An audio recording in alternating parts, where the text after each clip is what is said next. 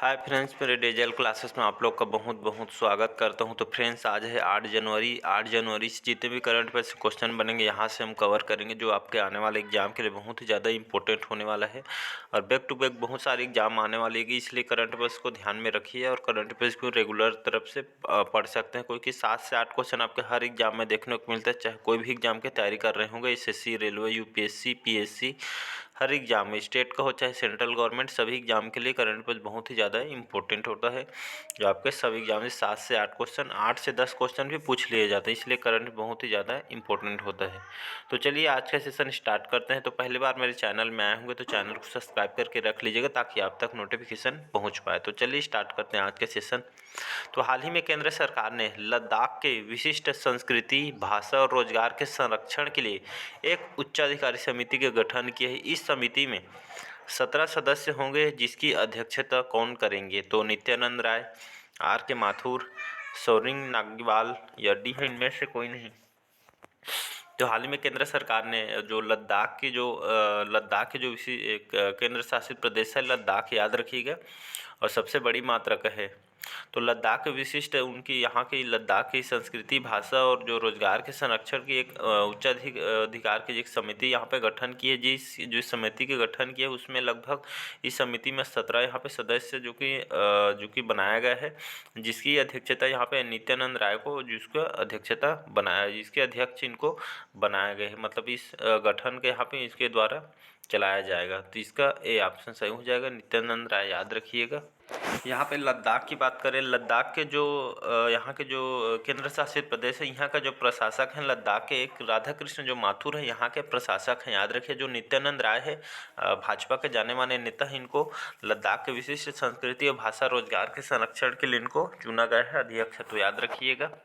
अगला क्वेश्चन देखते हैं। हाल ही में किस बैंक ने आपके एसएमई फ्रीलांसरों, होमप्रेन्योर सहित अपने ग्राहकों के लिए पूर्णतः नेटिव डिजिटल करंट अकाउंट खोलने की सुविधा प्रदान करने हेतु दुनिया के सबसे तेजी से बढ़ते डिजिटल बैंकिंग उद्यम ओपन के साथ साझेदारी की है? तो एचडीएफसी बैंक ने, एक्सिस बैंक ने, एसबीआई बैंक ने या डी है इनमें से कोई नहीं। तो हाल ही में जो आपका एक्सिस बैंक है यहाँ पूर्णतः नेटिव डिजिटल करंट अकाउंट खोलने की सुविधा प्रदान करने हेतु दुनिया के सबसे तेजी से बढ़ते डिजिटल बैंकिंग उद्यम ओपन के साथ साझेदारी यहाँ पे की है। तो यहाँ पे बात करें हम एक्सिस बैंक के बारे में। एक्सिस बैंक की जो स्थापना है 3 दिसंबर 1993 में 1993 में इसकी स्थापना किया गया था। इसका हेडक्वार्टर मुंबई महाराष्ट्र में इसका हेडक्वार्टर है। अमित चौधरी जो इसके एमडी और सीईओ है एक्सिस बैंक के, याद रखिएगा। इसके जो श्री राकेश चौधरी वर्तमान में इसके चेयरपर्सन है एक्सिस बैंक के, तो याद रखिएगा।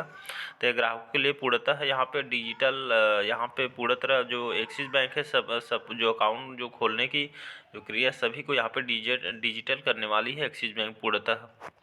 अगला क्वेश्चन देखता है। हाल ही में भारतीय रिजर्व बैंक ने एसबीआई म्यूचुअल फंड की योजनाओं के माध्यम से इक्विटास स्मॉल फाइनेंस में कितने प्रतिशत तक हिस्सेदारी हासिल करने के लिए एसबीआई फंड्स मैनेजमेंट लिमिटेड को अपनी मंजूरी दी है? तो 8.99%, 9.99% या 10.99% या डी है इनमें से कोई नहीं। तो हाल ही में भारतीय रिजर्व बैंक ने एसबीआई म्यूचुअल फंड योजनाओं के माध्यम से इक्विटास स्मॉल फाइनेंस में कितने प्रतिशत हिस्सेदारी हासिल करने के लिए एसबीआई आपका जो फंड्स मैनेजमेंट है लिमिटेड को जो अपनी मंजूरी यहाँ पे 9.99% यहाँ पे मंजूरी दी है आपके एसबीआई फंड्स मैनेजमेंट ने।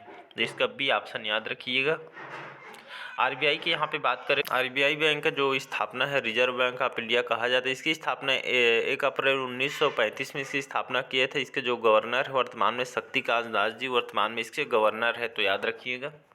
अगला क्वेश्चन देखता है। हाल ही में देश के पहले पर्पल फेस्टिवल का आयोजन 6 से 8 जनवरी तक कहाँ पर होगा?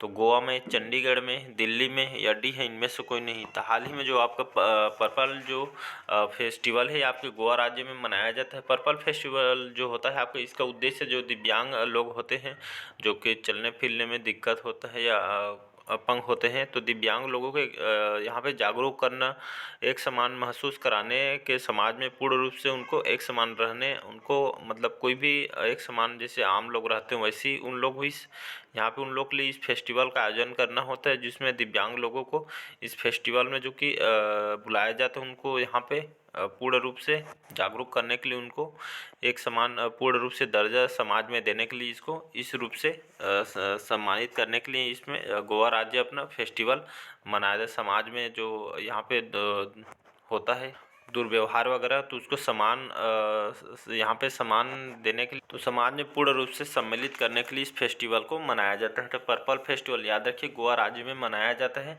तो गोवा की बात करें, गोवा की राजधानी है आपका पणजी। प्रमोद सावंत यहाँ के मुख्यमंत्री, श्रीधरन पिल्लई वर्तमान में यहाँ के राज्यपाल है, तो याद रखिएगा। अगला क्वेश्चन, हाल ही में किसने 1 जनवरी 2023 को Asian Pacific postal union APU के महासचिव के रूप में पदभार ग्रहण की है? तो आपके संजय प्रकाश सिंह ने, दीपक प्रकाश सिंह ने, या डॉक्टर विनय प्रकाश सिंह ने, या आपके डी है इनमें से कोई नहीं। तो हाल ही में डॉक्टर जो विनय प्रकाश सिंह, इन्होंने 1 जनवरी 2023 को एशियन पैसिफिक पोस्टल यूनियन के महासचिव के रूप में उनको पदभार ग्रहण किया है। तो आइए समझते हैं एशियन पैसिफिक पोस्टल यूनियन क्या है। तो एशिया जो प्रशांत एक डाक संघ का एक गठन है जिसका 27 मार्च 1981 में इसका स्थापना किया गया है। तो एशियाई प्रशांत जो डाक संघ का गठन 27 मार्च को किया गया है। इसका जो उद्देश्य है सदस्यों के बीच एक डाक संबंधी जितने भी सेवा है उसको जागरूक करना, लोगों को जो डाक संबंधी समस्या है उसको निवारण करना, डाक संबंधी जितने भी सहयोग को सुविधाजनक बनाने के लिए इसका संगठन जो कि गठन किया गया है। तो इसके हाल ही में जो एशियन पैसिफिक जो पोस्टल यूनियन का जो महासचिव अभी डॉक्टर विनय प्रकाश सिंह को बनाया गया है। याद रखिए इसका सी ऑप्शन सही हो जाएगा। अगला क्वेश्चन देखते हैं, हाल ही में महाराष्ट्र में 2021 के लिए सर्वश्रेष्ठ पुलिस इकाई का पुरस्कार जीता है। जालना जिला पुलिस ने, नागपुर शहर ने, ए और बी दोनों ने, या डी है इनमें से कोई नहीं। तो हाल ही में महाराष्ट्र ने यहाँ पे 2021 के लिए सर्वश्रेष्ठ जो पुलिस इकाई का पुरस्कार जालना जिला पुलिस और आपका नागपुर शहर, इन दोनों जो सिटी ने जो महाराष्ट्र के अंतर्गत आता है, इन दोनों को यहाँ पे सर्वश्रेष्ठ पुलिस इकाई का पुरस्कार जीता है जो महाराष्ट्र के अंतर्गत आता है। तो महाराष्ट्र की बात करें, महाराष्ट्र की राजधानी है मुंबई। यहाँ के एक सिंधे जो कि यहाँ के मुख्यमंत्री हैं, याद रखिएगा। अगला क्वेश्चन देखते हैं, हाल ही में संस्कृति मंत्रालय ने कितने एसआई संरक्षित स्मारकों को लापता होने की रिपोर्ट दी है? तो 25, 50, 75, डी है इनमें से कोई नहीं। तो हाल ही में जो संस्कृति मंत्रालय ने लगभग 50 ऐसे जो संरक्षित स्मारक को लापता बताया है, जो अभी तक जो कि पता नहीं चला है। तो लगभग 50 जो संरक्षित स्मारकों को लापता होने की यहाँ पे रिपोर्ट दी है आपके संस्कृति मंत्रालय ने। तो इसका बी ऑप्शन याद रखिएगा। अगला क्वेश्चन देखते हैं, हाल ही में केंद्रीय मत्स्य पालन, पशुपालन और डेयरी मंत्री जो पुरुषोत्तम रूपाला ने 5 जनवरी को तिरुवनंतपुरम में कितने मोबाइल पशु चिकित्सा इकाइयों को एमयू और केंद्रीकृत कॉल सेंटर का उद्घाटन किए हैं? तो 29, 30, 32 या डी है इनमें से कोई नहीं। तो हाल ही में केंद्रीय जो मत्स्य पालन और पशुपालन और डेयरी के जो मंत्री हैं पुरुषोत्तम रूपाला ने 5 जनवरी को तिरुवनंतपुरम, तो तिरुवनंतपुरम कहाँ आता है? तो ये है केरल की राजधानी है तिरुवनंतपुरम। याद रखिएगा। यहाँ के मुख्यमंत्री पिनराई विजयन, यहाँ के जो राज्यपाल है अरीफ मोहम्मद खान जी की यहाँ के राज्यपाल हैं। तो हाल ही में केरल के राजधानी तिरुवनंतपुरम में लगभग यहाँ पे चिकित्सा इकाइयों को, यहाँ पे केंद्रीकृत कॉल सेंटर को उद्घाटन किया है। लगभग यहाँ पे 29 कॉल सेंटर को उद्घाटन किया है इसके निवारण के लिए। जिसका ए ऑप्शन याद रखिएगा। अगला क्वेश्चन देखते हैं, हाल ही में महिलाओं को रोजगार देने के मामले में कौन सा शहर शीर्ष स्थान पर रहा है? तो बेंगलुरु सिटी, हैदराबाद, चेन्नई या डी है इनमें से कोई नहीं। तो हाल ही महिलाओं को सबसे ज़्यादा रोजगार देने के मामले में आपका जो चेन्नई सिटी है, चेन्नई कहाँ आता है? तो आपके तमिलनाडु की राजधानी है चेन्नई। यहाँ के जो मुख्यमंत्री है एम.के. स्टालिन, यहाँ के मुख्यमंत्री श्री आर.एन. रवि वर्तमान में यहाँ के राज्यपाल हैं। तो तमिलनाडु की जो राजधानी है चेन्नई, तो महिलाओं को सबसे ज़्यादा रोजगार देने के मामले में आपका जो चेन्नई सिटी है ये सबसे शीर्ष स्थान पर रहा है। तो इसका सी ऑप्शन याद रखिएगा। अगला क्वेश्चन, हाल ही में 3 दिन तक चलने वाले पूर्वोत्तर कृषि कुंभ 2023 का उद्घाटन किसने किया? तो नरेंद्र सिंह तोमर ने, नरेंद्र मोदी, अनुराग ठाकुर, डी है इनमें से कोई नहीं। तो हाल ही में नरेंद्र सिंह तोमर जो कि हमारे केंद्रीय कृषि मंत्री है, तो हाल ही में उन्होंने 3 दिन चलने वाले जो पूर्वोत्तर कृषि कुंभ है, तो कृषि कुंभ जो 2023 का उद्घाटन इन्होंने नरेंद्र सिंह तोमर जी ने किया है, जिसमें कृषि से संबंधित यहाँ पे वार्तालाप किया जाएगा।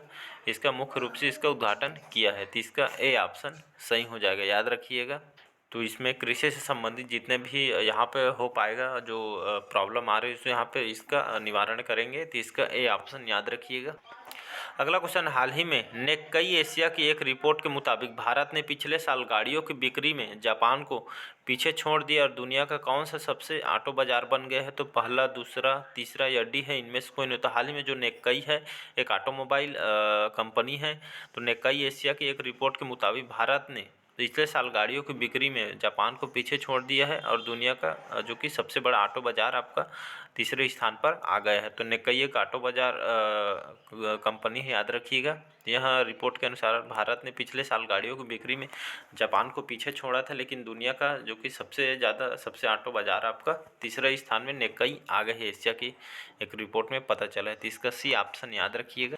अगला क्वेश्चन देखते हैं, हाल ही में किसने Y20 समिट के थीम, लोगो और वेबसाइट को लॉन्च किया है? तो अमित शाह ने, नरेंद्र मोदी, अनुराग ठाकुर, डी है इनमें से कोई नहीं। तो हाल ही में अनुराग ठाकुर जी हमारे युवा मंत्री हैं और युवा और खेल मंत्री हमारे अनुराग ठाकुर जी। तो हाल ही में उन्होंने वाई समिट के थीम को, लोगो, यहाँ पे वेबसाइट को जो कि लॉन्च किया है। तो ये Y20 जो समिट है क्या है? तो ये आपके युवाओं से संबंधित है।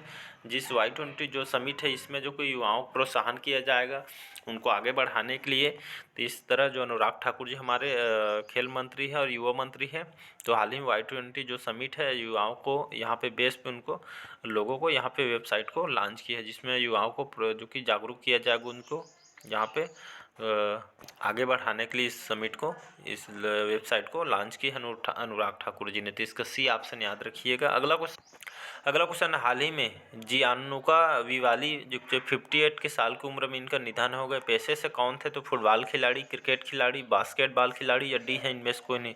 तो हाल ही में जो जियानलुका विवाली हैं जिनकी 58 साल की उम्र में निधन हो गया है और पेशे से एक फुटबॉल खिलाड़ी थे। तो इसका याद रखिएगा, जियानलुका जो विवाली थे एक फुटबॉल खिलाड़ी थे जिनका हाल ही में निधन हो गया है। अगला क्वेश्चन देखते हैं, हाल ही में देश में 1901 के बाद साल 2022 को कौन सा सबसे गर्म वर्ष दर्ज किया गया है? तो दूसरा, तीसरा, पांचवा या डी है इनमें से कोई। तो मोस्ट इंपोर्टेंट क्वेश्चन याद रखें, नोट डाउन करके रख लीजिएगा। तो हाल ही में देश में 1901 वर्ष 1901 के बाद से साल 2022 को यहाँ पे पांचवा सबसे गर्म वर्ष यहाँ पे दर्ज किया गया। याद रखें 1900 से लेकर अभी तक यहाँ पे 2022 को पाँचवें क्रम का सबसे गर्म वर्ष दर्ज किया, सबसे जो कि गर्म 2022 रहा था जो कि पाँचवें क्रम का रहा दर्ज किया गया। तो इसका सी ऑप्शन याद रखिएगा, इंपॉर्टेंट क्वेश्चन है।